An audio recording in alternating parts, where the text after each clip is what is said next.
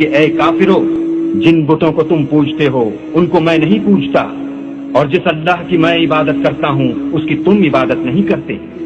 اور میں پھر کہتا ہوں کہ جن کی تم پرستش کرتے ہو ان کی میں پرستش کرنے والا نہیں ہوں، اور نہ تم اس کی بندگی کرنے والے معلوم ہوتے ہو جس کی میں بندگی کرتا ہوں،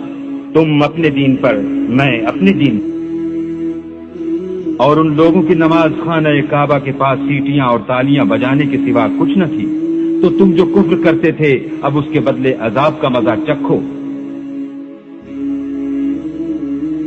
لوگوں، ایک مثال بیان کی جاتی ہے، اسے غور سے سنو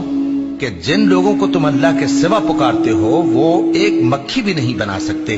اگرچہ اس کے لیے سب اکٹھے ہو جائیں، اور اگر مکھی ان سے کوئی چیز چھین لے جائے تو اسے اس سے چھڑا نہیں سکتے۔ طالب اور مطلوب یعنی عابد اور معبود دونوں گئے گزرے ہیں، ان لوگوں نے اللہ کی قدر جیسی کرنی چاہیے تھی نہیں کی۔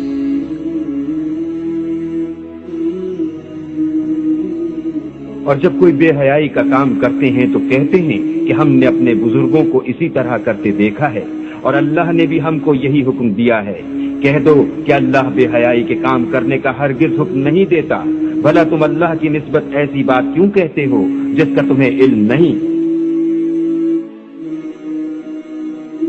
اور جن کو تم اللہ کے سوا پکارتے ہو وہ نہ تمہاری ہی مدد کی طاقت رکھتے ہیں اور نہ خود اپنی ہی مدد کر سکتے ہیں،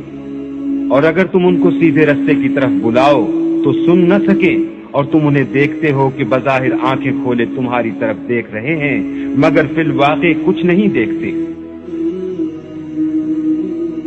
یہ بہرے ہیں، گونگے ہیں، اندھے ہیں کہ کسی طرح سیدھے رستے کی طرف لوٹ ہی نہیں سکتے۔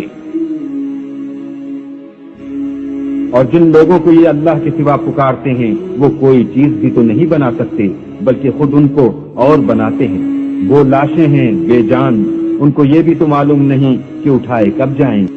تمہارا معبود تو اکیلا اللہ ہے، تو جو آخرت پر ایمان نہیں رکھتے ان کے دل انکار کر رہے ہیں اور وہ سرکش ہو رہے ہیں۔